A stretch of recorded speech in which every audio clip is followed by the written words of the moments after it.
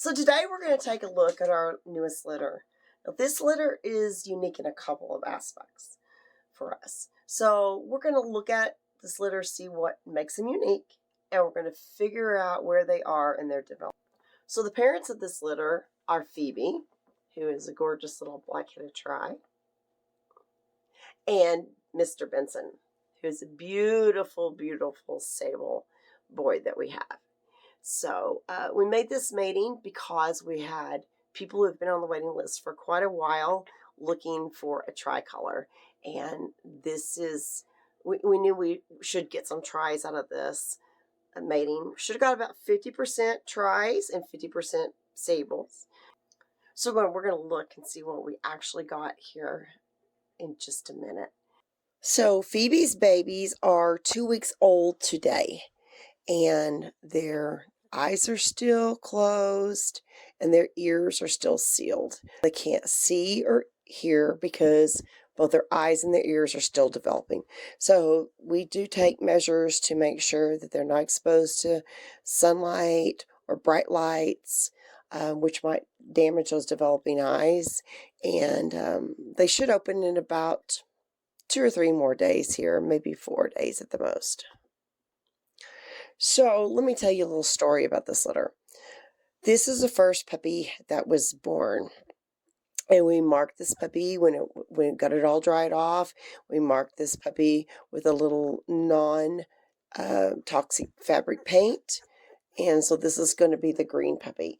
And I was super excited that we had a try because I had quite a few people on the waiting list for tries, both males and females, and I was ready to have some tries, get those people their puppies.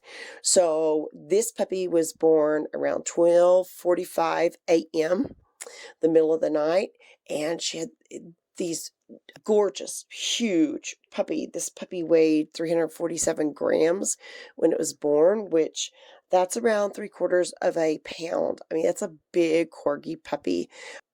They were all healthy and just huge, and she does a great job of being mom. And I was so excited. We got to try.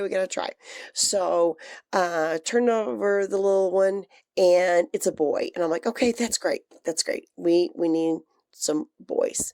We have people on the waiting list for tri boys. So let's look at this little guy.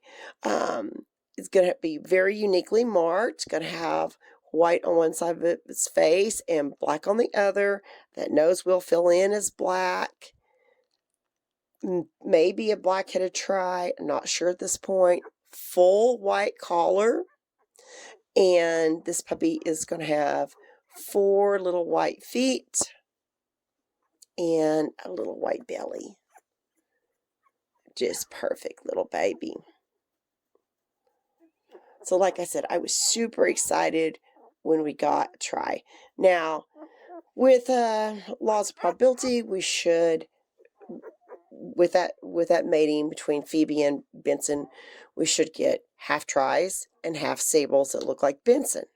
So let's look at puppy number 2 that was born. So our second puppy that was born, we chose to mark it red. It's got just a little bit of that red remaining. So when these puppies are 4 weeks old, they'll get little Velcro collars in the color that matches their color. So another try. I was super excited. I mean, I'm like, oh my gosh, it's another try. We need tries. So turn the puppy over, and it's another boy. That's perfect. Perfect. We've got people who are looking for tries, both males and females. So this puppy is another great marked puppy, another going to be uniquely marked puppy. Just gorgeous. Just gorgeous. Those little black will fill in on his nose. I know. Big white collar. Does skip a little bit. The little white comes over here and goes around, but just skip a little bit on that collar. But 4 little white feet again, beautiful white tummy, another beautiful little tri boy. So this guy was born about 30 minutes after Mr. Green. So we had 2 beautiful tri boys, both huge, healthy puppies, went to nursing right away. And then in about 30 more minutes, we had puppy number 3. And puppy number 3 is a sable. Should look a lot like Dad. That's what Benson normally has. We marked this puppy as black. Just beautiful, beautiful. If you've seen Benson, I mean, Benson is gorgeous. And sables are a hard color to get. Beautifully marked. 4 little white feet. Little white belly. And this is also a boy. So we've got 3 puppies. We've got 2 of them being tries, could possibly be black-headed tries. We've got 1 that is a sable. Nothing out of the ordinary there. Now, Phoebe, this is her 3rd litter, and she normally has 4 to 6 puppies. So I was expecting in that same range. So I'm thinking, okay, now we need a tri girl. So about 30 minutes later, puppy number 4 is born. And puppy number 4 is a tri. I'm so excited. Got another tri. Like I said, I'm not really set up to raise tries anymore. Most of my people want red and white or sable. So we got our tri. So we marked this little puppy with orange when he got dry. And another well marked puppy. But I flip it over and it's another boy. So now we have 4 boys and 3 of the 4 are tries. Beautifully marked. Not a full collar, but beautiful white marking on the collar. Collar comes around on this side and almost makes it full, but it's not quite full. 4 little white feet again. Little white tummy. Gorgeous marked. So we've got 4 boys, 3 are tries, 1 sable. Odds are we're going to get a girl, and odds are we're going to get a sable. And so I'm feeling a Phoebe, and I can feel 1 more puppy. Didn't even get the ultrasound out. I could feel 1 more puppy. So I knew we were going to have another one, and this one took about an hour after Mr. Orange. So our 5th puppy born is another tri. 5th puppy is another tri. That was the last puppy. I could tell that was our last puppy. Super excited. We've got 5 healthy, nice, big, fat puppies that are all nursing. So this puppy is another really well-marked one. It does have a full collar. It just gets narrow on this side over here. Marked it blue. Beautiful markings on the face. Very symmetrical markings. 4 little white feet, little white belly, and guess what? This puppy is also a boy. So we have 5 boys in this litter. This is the 3rd time in all the years that I've raised corgis that that's happened to me. An all-boy litter. And it's the first litter that we've had this many tries in about a year and a half. Our last litter that had quite a few tries was Phoebe's litter. So we feel very blessed. We've got 5 beautiful boys, and 4 of those 5 are tries. So it's a very unique litter for us. So let's take a look now at what they do basically all day long. They're in their whelping crate here with mom. So basically they sleep and they nurse, and that's pretty much it. We are working with them a little bit every day. I'll kind of show you some of that here in a minute too. But this is in their whelping crate, and I have a really good thick mat in there that can give them lots of traction when they want to move around. It's really important for keeping those hips, in place, because at this point they're basically cartilage. Their bones are developing, but they are not even touching yet. And they have a heated area underneath this mat. It's kind of a sunken in area, so those puppies can either get down in that where it's heated. One is down in there, the rest of them are out of it right now, so they're warm enough.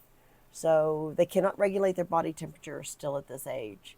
So we give them that heated area so they can either move into the area which is warmer or away from the area which is warmer. And Mom does keep them warm when she's in there too. I've got her out for a minute so I can actually record this. But this is pretty much the life of a 2-week-old Corgi puppy at this age. So let's look now at kind of our daily routine with them. So what are we doing on a daily basis with these 2-week-old Corgi puppies? First thing is ENS. Now that stands for early neurological stimulation.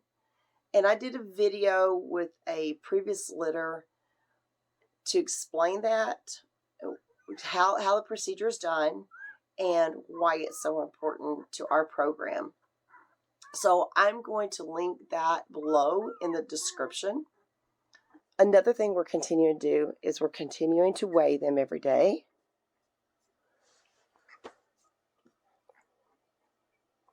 This puppy is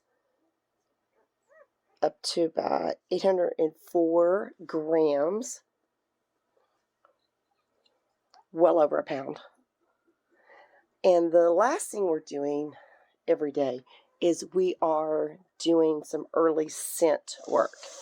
So basically, we're just introducing the puppy to an object that has a scent. And the puppy is either going to, when you put it in front of the puppy is either going to turn away from it or going to move towards it and smell it.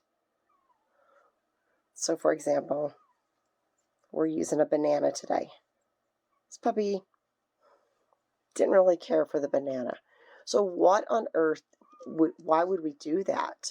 Well, what that does is helps build those neurological pathways in the brain. And we want to do anything we can do to help make these puppies smarter and get a head start. So let's see what this puppy does. Just put it in front of the puppy.